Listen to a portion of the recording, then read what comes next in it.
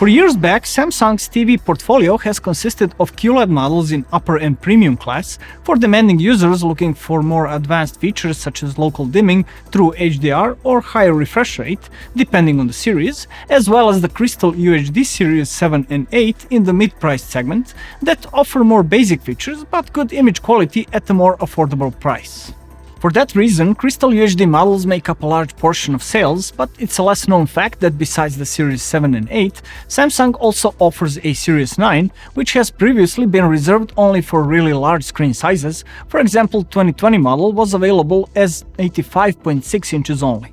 There has been a large gap between the Crystal UHD Series 8 and the Q60 QLED models, both in price and in terms of specs, so Samsung has finally decided to bridge this divide and offer a Crystal UHD Series 9 in all standard sizes. The main reason behind this decision was the release of the next generation of gaming consoles, as well as the rising popularity of big screen gaming. Last year, when someone would ask me what TV they should get for their Xbox Series X or PlayStation 5, the answer would be to either spend a fair amount of money and get some upper-class model with HDMI 2.1 and proper HDR, or simply get an ordinary TV, since none of the models offered any middle ground and a bit more features than the others. This is where the Samsung AU9000 series comes into play, with its many versions depending on the market, such as AU9000 II, which we got to test this time.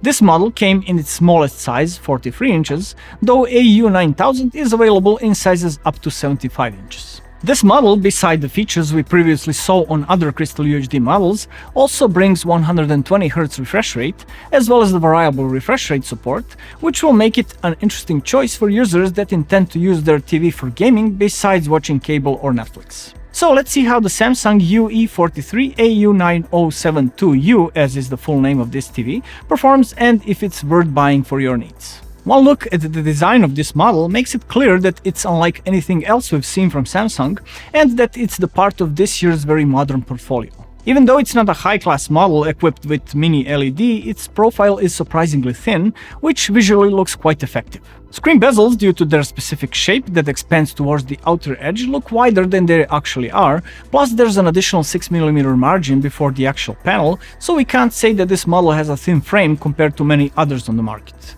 The exception to this is the bottom bezel, which is thinner than usual and with noticeably thinner margin.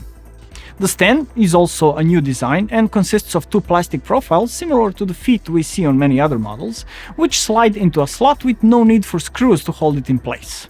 Another plastic profile is then put over the feet, though it only has an aesthetic role, not a functional one. We felt that it was unnecessary and that simple feet would fit the minimalistic look better, but maybe you'll feel different, so let us know in the comments below.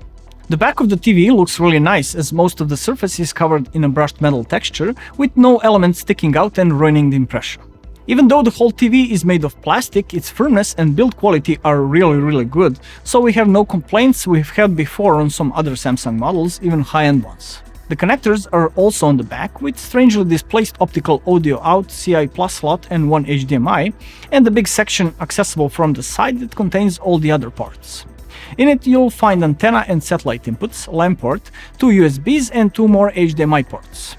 Even though the 120Hz refresh rate made us hope for HDMI 2.1, all three HDMIs are version 2.0B, so you can use either 4K at 60Hz or 1080p at 120Hz. Image quality is of course better in 4K than 1080p, so the user will have to pick a compromise between the resolution or the response time and the refresh rate. What separates this TV from practically all the other HDMI 2.0B models is a variable refresh rate support, but not only VESA VRR or AMD FreeSync, but NVIDIA G-Sync as well, so the Samsung AU9000 is a very unique TV which, especially in its smallest size, can even be a valid PC monitor.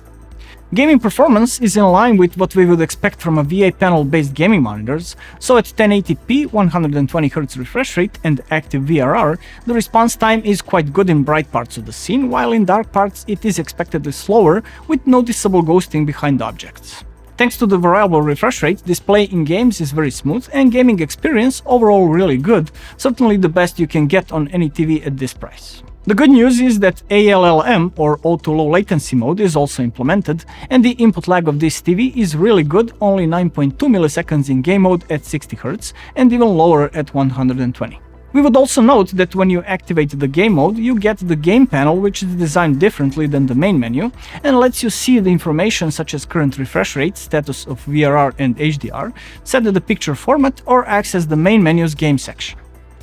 In that section, there's also a Game HDR option, which activates the HGIG or HDR Gaming Interest Group support, as well as Game Motion Plus for MEMC and backlight strobing, which is only available for customization if you select a gaming console as your source. Game Motion Plus enables motion processing, which raises the input lag to still acceptable 32.1 millisecond, but lets you enjoy a smoother display even at 60 Hz or improve panel response time for a certain type of games. Gaming-wise, AU9000 offers a really well-rounded package, even with the lack of HDMI 2.1, so for console gamers and even some PC users it will be an interesting option.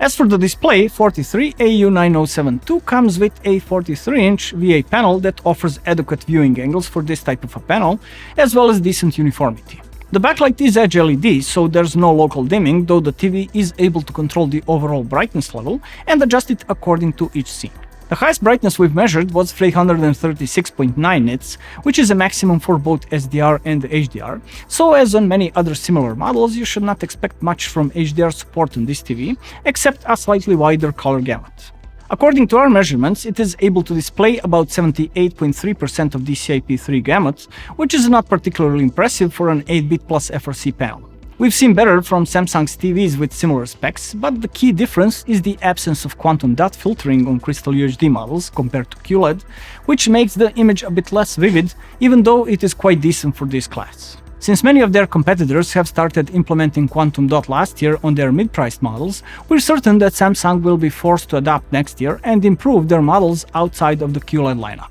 The panel on AU9000 has a fairly good static contrast of 4758:1, and the black level, which in most cases ranges between 0.042 and 0.069 nits, which is about standard for a VA panel, and that brightness control can lower even further if needed, or even completely turn off. Speaking of picture modes, besides standard and dynamic, natural and movie modes, there's also a filmmaker mode with an additional game, entertain and graphics modes, which are available only if you connect a PC or a console. We have to give praise to the excellent factory calibration in movie and filmmaker modes, especially the latter, in which we've measured an average delta E deviation of only 1.4 with low maximum deviation and very precise white balance, so besides offering a natural looking display for movies and TV, AU9000 is quite usable even as a PC monitor for more demanding users and photo and video editing. In terms of image processing, this TV offers similar options to those we've seen on other Samsung models. MEMC or motion processing is there in the form of a de-judder slider, while the de-blur slider is absent and replaced only with LED clear motion option, which you can only turn on or off. Even though this is not a full set of motion processing features Samsung has to offer, we can say that it is enough so that most users won't have a feeling that they're missing out on anything, since the TV can achieve a smooth display of 24 frames per second movies without judder, as well as fluid and clear display of sports, which are the two main reasons you need motion processing anyway. If there's something we're not completely happy about, it would be the upscaling when you connect a 1080p source via HDMI in PC mode, which we felt could be better, especially since we expect this to be used fairly often.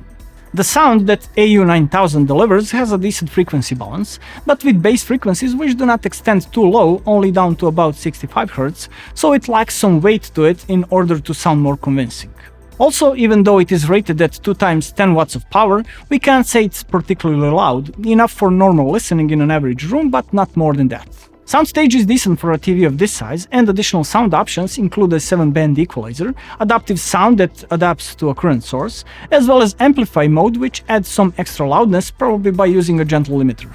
As for the smart capabilities, the TV of course uses Samsung's Tizen OS, which is still one of the best solutions of its kind on the market, and that in version 6.0 brings some new features like multi-view, so you can watch 2 different channels or a YouTube video and a display from your mobile phone.